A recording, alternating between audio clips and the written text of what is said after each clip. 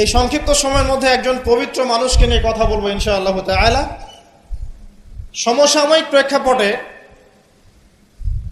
বিশেষ করে শেষ 100 বছরে যখন থেকে অটোম্যান এম্পায়ারদের ডিফিট করা হয়েছে 1921 সালের পর থেকে এই ট্রেন্ডটা খুব বেড়ে গেছে।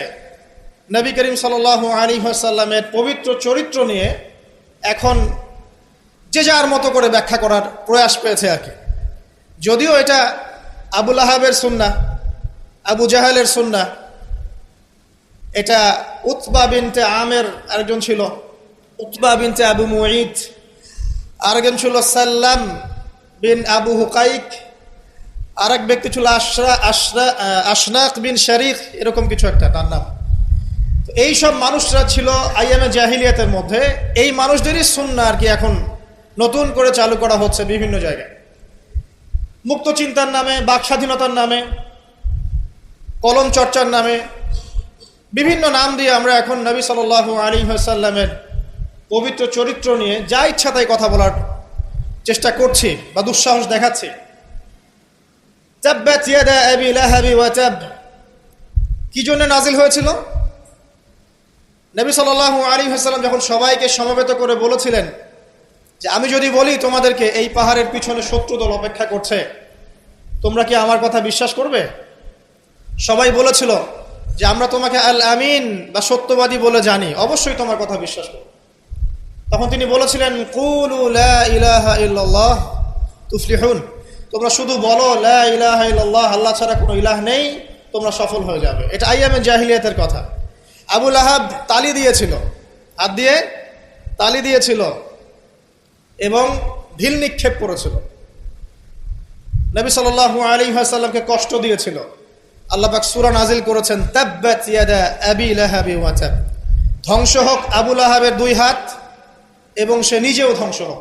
কিয়ামত পর্যন্ত এই পৃথিবীতে যদি একটা মুসলিমও বেঁচে থাকে এবং সে যদি কোরআন পড়তে জানে, সে আবু লাহাবকে এই সূরা পড়ার মধ্য দিয়ে অভিশাপ দিবে ইনশাআল্লাহ তাআলা। এটা নবী সাল্লাল্লাহু আলাইহি ওয়াসাল্লামের শান, তার মর্যাদা। সে শুধু একবার বলেছে হাততালি দিয়ে, এই কথা বলার জন্য আমাদেরকে ডেকেছিলে?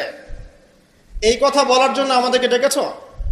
আমরা আমাদের বাপ দাদাদেরকে, তাদের ইলাহকে ত্যাগ করে তোমার এক আল্লাহ বিশ্বাস করব, এই জন্য ডেকেছ? ঢিল নিক্ষেপ করেছিল, গালি দিয়েছিল। তার আপন চাচা নবী সাল্লাল্লাহু আলাইহি ওয়াসাল্লামের আপন চাচা, আল্লাহ পাক আয়াত নাজিল করলেন আবু লাহাব ধ্বংস হোক এবং সে নিজেও, মা আগনা আনহু মালুহু ওয়া মা কাসাব, তার এই সম্পদ এবং সে যা অর্জন করেছে পৃথিবীতে, এগুলো কোনোই কাজে আসবে না। সায়াসলা নারান যাতা লাহাব, শীঘ্রই অচিরেই, সায়াসলা অচিরেই সে প্রবেশ করবে এমন আগুনে যে আগুন লাল অগ্নিশিখা নির্বাপিত করছে। সাথে ওয়ামরাতুহু, তার স্ত্রীও, হাম্মালাতাল হাতাব, যে কিনা কি করত? হাম্মালাতাল হাতাব, খড়কুটা বহন করতো, নবী সাল্লাল্লাহু আলাইহি ওয়াসাল্লামের আঙিনায় ফেলতো।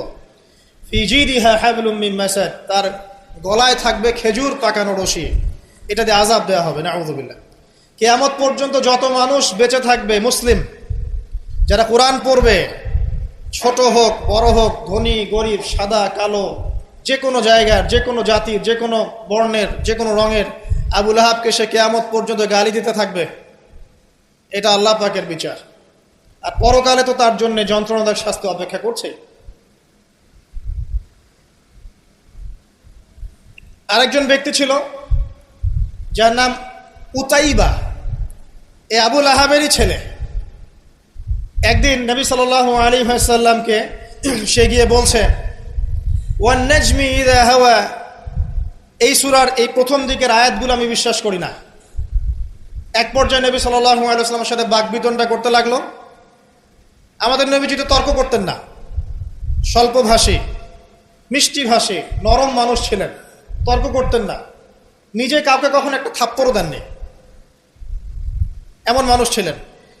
তো সেই মানুষটাকে সে মুখে থুতু নিক্ষেপ করেছিল, তবে এই থুতুটা তার মুখ পর্যন্ত পৌঁছে নাই, আল্লাহ পাক পৌঁছাতে দেননি।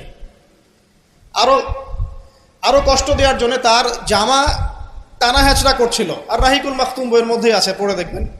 আল্লামা সফিউর রহমান মোবারকপুরি রাহিমাহুল্লাহ রচিত আর রাহিকুল মাখতুম, যেটা 1187টা বা 85টা বইয়ের মধ্যে ফার্স্ট প্রাইজ পেয়েছে, প্রথম স্থান অধিকার করেছে এই বই। এখানেই লেখা আছে। তো নবী সাল্লাল্লাহু আলাইহি ওয়াসাল্লাম কষ্ট পেয়েছিলেন, কষ্টে তখন তিনি বলেছেন আল্লাহর কাছে, ওই মুহূর্তে বলেছেন, আল্লাহ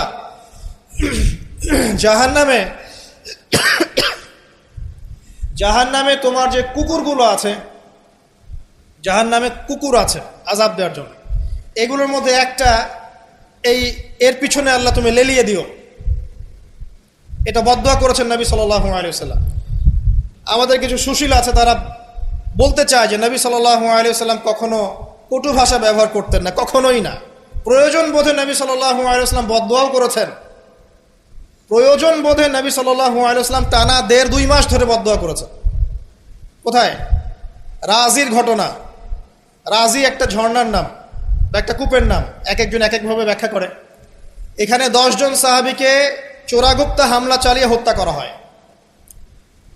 একদল লোক এসে বলেছিল, আপনার সাহাবীদের মধ্যে এমন কিছু সাহাবীকে পাঠান যাদেরকে আমাদের কওমে নিয়ে